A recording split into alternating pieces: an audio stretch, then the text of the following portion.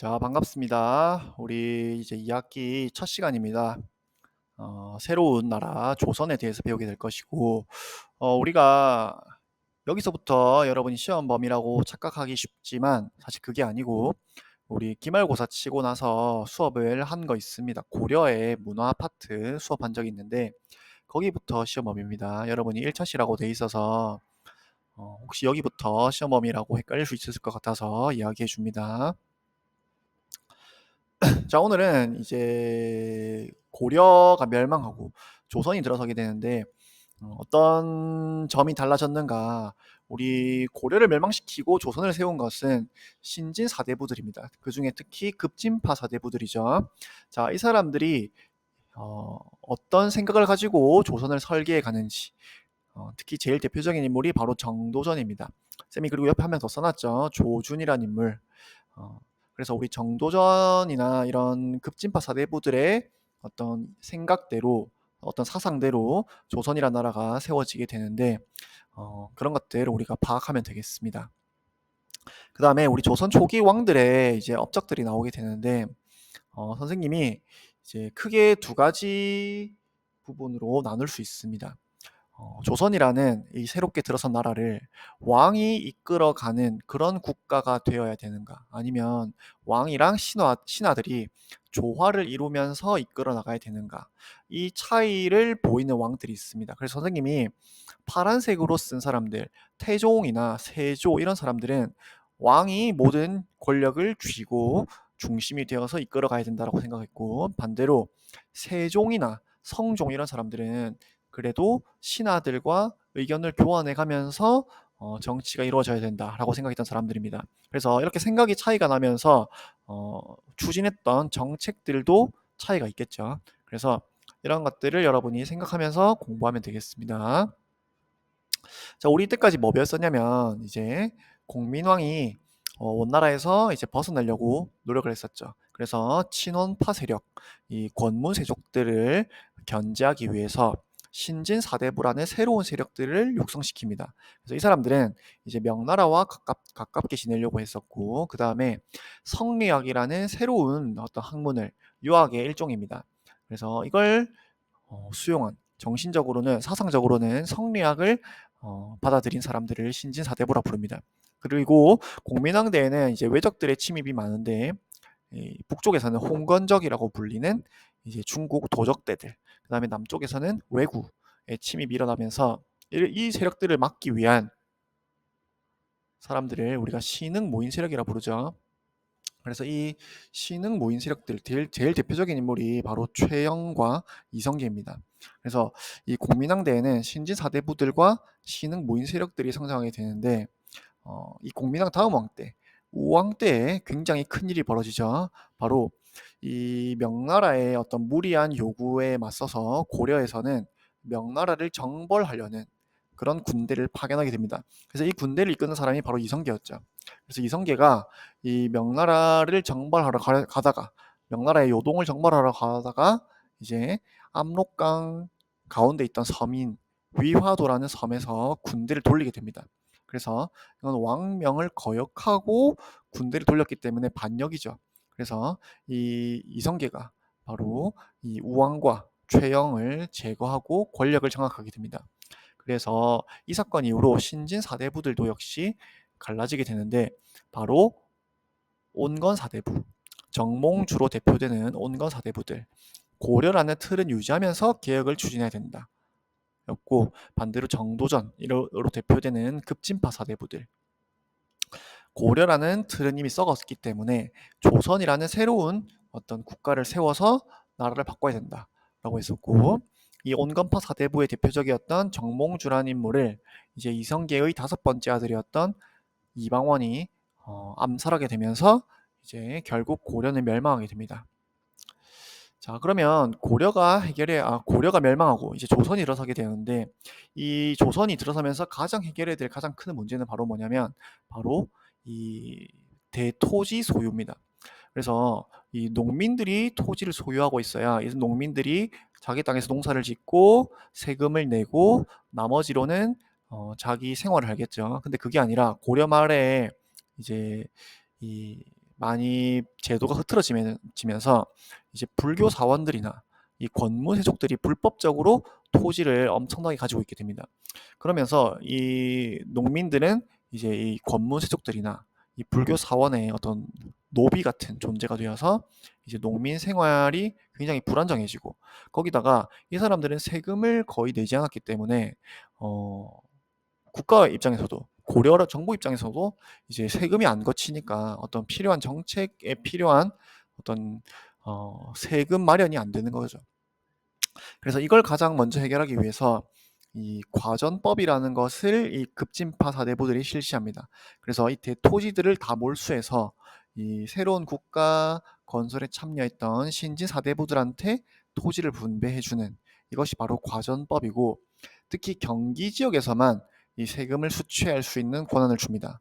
왜냐하면 경기 지역은 그나마 서울이랑 가깝기 때문에 이제 어느 정도 감시를 할 수가 있는데, 여기를 벗어나게 되면 너무 이제 중앙과 멀어지게 되면 각종 불법적인 토지 소유를 우리가 막을 수가 없다는 생각이 들어서 이제 이런 경기 지역에서만 세금을 수취하게 합니다.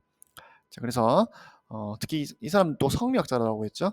그래서 불교를 굉장히 비판하면서, 불교가 아까 봤듯이 굉장히 어 현실적인 욕심 때문에 이 토지를 굉장히 많이 소유하는 이런 어떤 모습을 보였기 때문에 불교를 비판하면서 성리학을 주장하는 나라가 바로 조선입니다. 그래서 이 고려까지만 해도 우리나라가 굉장히 불교를 국가적으로 밀어주는 그런 종교였는데, 이제 조선시대가 되면 불교를 굉장히 억누르고 이제 정말 어떤 유교 국가로 탈바꿈하게 되는 게 바로 이 조선입니다. 자, 그래서 새로운 어떤 이제 틀을 마련하게 되는데, 일단 가장 먼저 수도를 이동합니다. 원래 수도가, 고려의 수도는 개경이었죠. 지금 이름은 개성입니다. 자, 근데 이제 수도를 한양, 지금이 바로 서울이죠. 여기로 천도를 하게 되었고, 여기로 천도를 하게 되면서 이제 유교적인 이념에 따라서 각종 건물의 명칭과 위치를 결정합니다. 그래서 우리 사대문에 뭐 숭례문이라든지 홍인지문 이런 문들의 이름을 다 유교 경전에서 나와서 짓습니다. 경복궁 역시 마찬가지고요. 그 다음에 종묘와 사직. 이 종묘는 조상신들을 모시는 곳을 종묘라고 합니다. 그래서 지금 가보면 이제 조선 역대 왕들의 어떤 제사를 지내는 곳이 종묘입니다. 그 다음에 사직. 사직은 뭐냐면 토지신과 곡식신에게 제사를 지내는 곳입니다.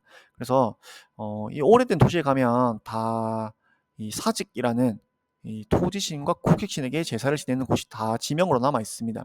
우리 부산에도 보면 야구장에 있는 사직이 바로 이 뜻입니다. 이 원래 토지신과 곡식신에게 제사를 지내던 곳이 지명으로 바뀌어 있는 것입니다. 자, 그래서 이런 식으로 수도를 바꾸면서 이제 정말 유교 국가로 출발하게 되었고, 자, 초기에는 이제 왕권 다툼이 일어나게 됩니다.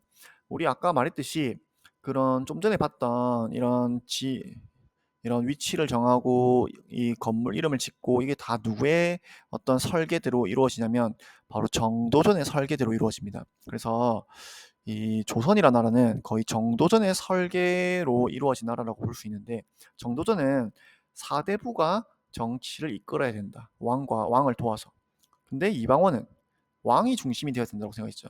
그래서 이 새롭게 들어선 이 나라 내부에서도 이제 어떤 나라가 되어야 될 것이냐를 두고 이방원과 정도전의 어떤 생각 차이가 드러나게 됩니다. 그래서 정도전이 보기에는 이방원이라는 인물, 아까 우리 고려말 때 정몽주를 때려 죽인 인물이 바로 이방원이죠. 정도전이 보기에는 이 이방원이 너무 어, 위험한 인물로 보이는 겁니다. 그래서 이 정도전은 이 막내였던 이방석이라는 이성계의 이 아들을 이제 세자로 정하도록 추진하게 되어서 태조가 이 이방석을 8번째 아들을 세자로 임명합니다. 근데 이 이방원이 보기에는 사실 말이 안 되는 거죠. 이 이방원이 보기에는 이방석은 엄마가 다른 동생입니다. 그리고 자기들이 그렇게 이 고려 말 때 피 튀기게 싸우고 조선을, 아버지를 도와서 조선을 만들 때 이 이방석이란 어린 동생은 아무것도 안 했단 말입니다. 근데 아무것도 안 한 이 아들이 나중에 세자가 되어서 우리가 이 아무것도 모르는 얘를 왕으로 모셔야 된다는 걸 이방원은 받아들일 수가 없었던 거죠. 그래서 이방원은 이제 자기 군대를 일으켜서 이 정도전과 이 세자를 제거합니다. 이걸 1차 왕자의 난이라고 부릅니다. 그래서 이 이후로 이제 이방원의 모든 실권을 장악하게 되는 이런 일이 벌어지게 되고, 여기 얽혀 있는 재밌는 이야기가 있는데, 이 서울에 가면 리마 빌딩이라는 빌딩이 있습니다. 이 리마 빌딩이 뭐냐면, 이 리가 뭐냐면 이익을 보다 할 때, 그 이득을 보다 할 때 이자입니다. 그다음에 마는 말맞자죠. 그래서 이 서울에 이 각자 이제 처음에 수도를 정할 때 정도전이 자기 집의 위치를 굉장히 좋은, 어, 끊임없이 자손이 성공하는 그런 땅을 자기 집으로 정했습니다. 근데 이 정도전이 이 1차 왕자의 난 때 이방원에 의해서 살해당하죠. 그래서 이방원은 복수로 이 정도전의 집 터를 이 조선의 어떤 말을 키우는 그런 관청으로 바꿔버립니다. 정도전의 집을 없애버리고. 그래서 이 조선 왕실의 말이 자라는 집이 되는 거죠. 그래서 그것 때문인지, 그 어떤 정조선의 집을 정할 때 들었던 그 점쟁이의 말 때문인지 조선 왕실의 말들이 굉장히 잘 자랐다고 합니다. 그래서 결국 이득을 본 것은 말이다. 그래서 그 위치가 이 리마 빌딩에 있는 이 위치가 바로 정도전의 집 터입니다. 집이 있던 곳이고, 굉장히 재밌는 이야기가 지금도 전해져 오고 있는 곳이죠. 자, 그래서 이제 결국 3대, 아까 5번째 아들이었던 이방원이 이제 왕이 됩니다. 그래서 아까 말했듯이 태종은 자신의 어떤 왕이 모든 정책을 이제 쥐고 결정해야 되는 존재라고 믿었던 거죠. 그래서 왕권을 강화합니다. 그래서 이 고려 말 때부터 불법적으로 가지고 있던 이 병사들, 개인적으로 가지고 있던 병사들을 다 없애버리고 모든 군사력을 태종이 장악하게 됩니다. 그 다음에 호패법, 이거 뭐냐면 우리 지금으로 치면 주민등록증입니다. 그래서 나라에서 이제 각 개인들마다, 이 모든 개인이 아니라 16세 이상 남자들한테만 발급되는 신분증입니다. 왜 남자들한테만 주냐면 바로 남자만 군대에 가기 때문입니다. 그래서 인구를 다 파악해서 하나하나 정해진 날짜가 되면 16세가 되면 이제 군대에 이제 데리고 가야 되기 때문에 이런 식으로 호패라는 이런 주민등록증을 시행했다라는 거. 그 다음에 4대 왕이 세종이죠. 우리 태종의 셋째 아들입니다. 셋째 아들이고, 아버지랑 또 생각이 다릅니다. 어, 어느 정도 신하들과 의견을 조화롭게 이루어 나가야 된다라는 생각을 가졌던 게 세종이고요. 그래서 이 집현전이라는 거 설치해서 이제 신하들이 정책도 연구하고 학문도 연구해서 그런 의견을 이제 왕이 귀담아 듣기 위해서 만든 기구가 집현전이고, 그 다음에 왕과 신하가 토론도 합니다. 경연이라고 합니다. 경연. 그래서 지금 정책이 어떻게 옛날에 어떤 유교 경전에 비추어 봤을 때 어떤 효과를 가지고 올 것인지 이런 것들을 토론하는 장소가 바로 이 경연입니다. 자, 근데 여기도 또 재밌는 이야기가 있는데, 세종이 이제 좀 비극적인 이야기죠. 세종이 오랜 기간 살면서 이제 첫째 아들인 문종입니다. 이 첫째 아들 문종이 굉장히 똑똑하고 이제 카리스마 있는 아들로 알려져 있는데, 이 문종이 이제 세종이 죽고 나서 문종이 왕이 오르는데 금방 문종이 죽습니다. 그래서 문종의 어린 아들인 단종이 왕이 오르게 되는데, 이 단종한테는 굉장히 이 야심에 찬 이 수양대군이라는 삼촌이 있었죠. 그래서 결국 이 수양대군이라는 삼촌이 자기 조카였던 단종을 제거하고 왕위에 오르게 됩니다. 그래서 이게 굉장히 많은 영화나 드라마에 배경이 되고 있는데, 이 관상이라는 영화가 바로 그 조카를 제거하는 수양대군의 어떤 야심을 담은 영화가 바로 이 관상이죠. 그래서 이런 식으로 자기 조카를 제거하고 왕위에 오른 사람이 바로 이 세조입니다. 세조. 그래서 세조는 또 할아버지였던 태종의 어떤 생각과 비슷하게 국왕 중심의 정치 체제를 추구합니다. 그래서 이 집현전이나 경연, 자기 아버지가 했던 왜 신하들의 어떤 의견을 들어야 되는가, 이런 거 다 폐지해버립니다. 그리고 의정부의 권한을 약화하는데, 이 의정부가 바로 조선의 어떤 삼정승들, 영의정, 좌의정, 우의정이라는 최고 신하들이 모여있는 장소가 바로 의정부입니다. 그래서 이 세조는 이 의정부의 의견을 듣지 않겠다. 이 6조에서 바로 왕에게 보고해라. 원래는 6조에서 의정부를 거쳐서 왕에게 이제 보고를 하게 돼 있는데 세조는 의정부 거치지 말고 왕한테 바로 보고해라 라는 6조의 권한을 오히려 강화하고 의정부의 권한을 약화하는 이런 정책을 펼쳤던 게 7대 세조입니다.